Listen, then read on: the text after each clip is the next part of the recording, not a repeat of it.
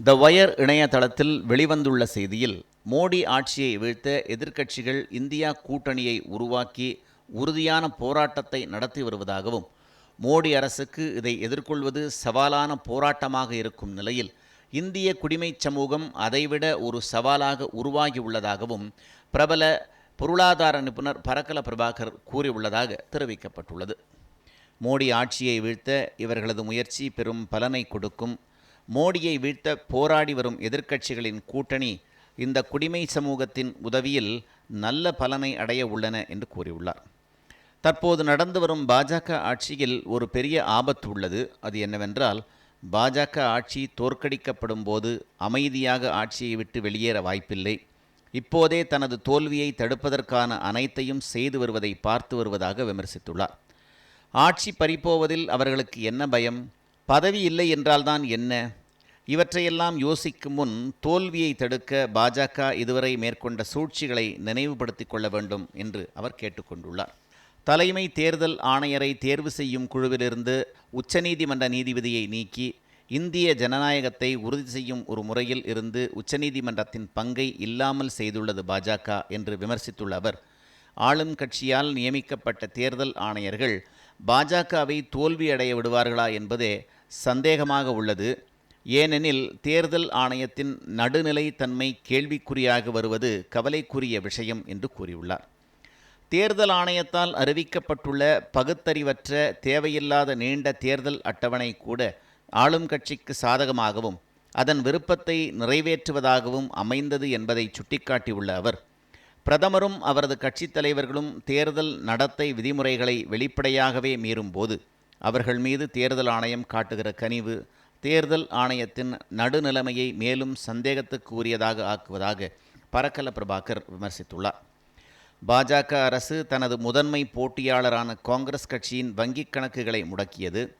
நாட்டின் வரலாற்றிலேயே முதன்முறையாக ஆட்சியில் உள்ள முதல்வர்களை கைது செய்து தேர்தல் பிரச்சாரத்தில் ஈடுபடுவதை தடுத்து எதிர்க்கட்சிகளை பலவீனமாக்க முயற்சித்தது. தனது வேட்பாளர்களை எந்த போட்டியுமின்றி தேர்வு செய்ய நியாயமற்ற முறையிலும் தன்னுடைய அதிகார வலிமையையும் பயன்படுத்தியது.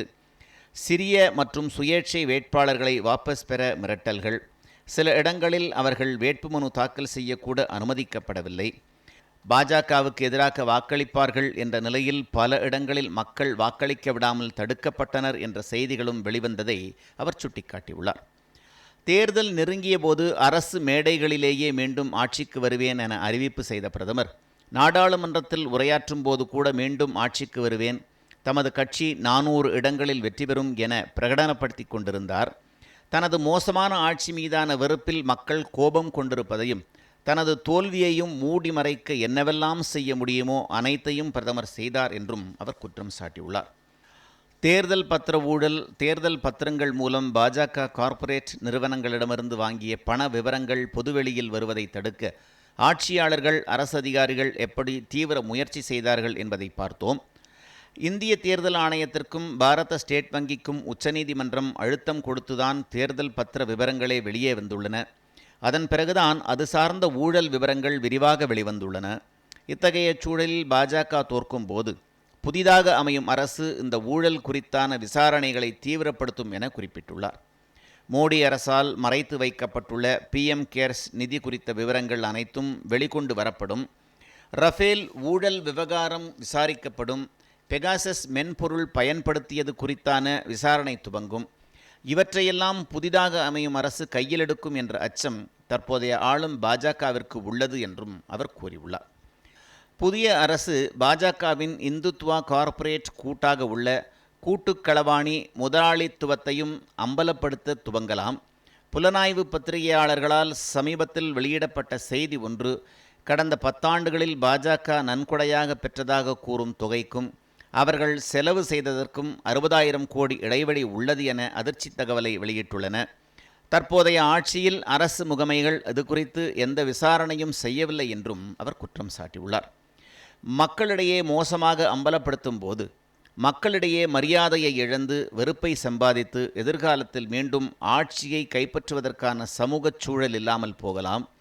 இதனால் மீண்டும் பல ஆண்டுகளுக்கு பாஜக காத்திருக்க வேண்டிய சூழல் உருவாகும் என்றும் பரக்கல பிரபாகர் கூறியுள்ளார்.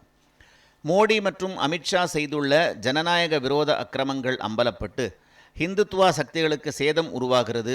இதனால் அவர்களுக்கு உருவாகும் பின்னடைவு மகாத்மா காந்தியின் படுகொலைக்கு பிறகு அவர்கள் சந்தித்த பின்னடைவுக்கு நிகரானதாக மிகப்பெரிய அடியாக இருக்கும். தேர்தல் காலத்திலேயே பாஜக பல இடங்களில் அம்பலப்பட்டு வருவதால் பாஜகவும் ஆர்எஸ்எஸும் இயல்பாகவே தேர்தலில் பெரிய எதிர்ப்புகளை சந்தித்து வருகின்றன.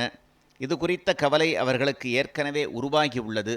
எனவே தங்களுடைய அதிகாரம் பறிபோவதை தடுத்து தக்க வைத்துக் கொள்வதற்கு தேவையான அனைத்தையும் அவர்கள் செய்வார்கள் என்றும் தெளிவாக கூறியுள்ளார்.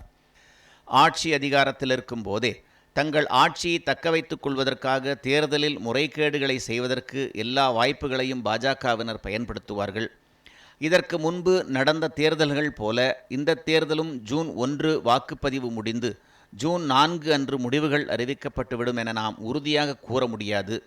வாக்கு எண்ணிக்கைக்கான நாள் நெருங்க நெருங்க மிக மோசமான கலவரங்களை எதிர்கொள்ளக்கூடிய நாட்களை இந்தியா சந்திக்க வேண்டியிருக்கும். வாக்குப்பதிவின் போது தங்களுக்கு விருப்பமான கட்சிகளுக்குத்தான் மக்களின் வாக்குகள் போய் சேருகிறதா என்பதை உறுதி செய்திட எதிர்க்கட்சிகள் இன்னும் கூடுதல் விழிப்புடன் இருக்க வேண்டியது மிக மிக அவசியம் எனவும் த வயர் இணையதளத்தில் பொருளாதார நிபுணர் பரக்கலா பிரபாகர் தெரிவித்துள்ளார்.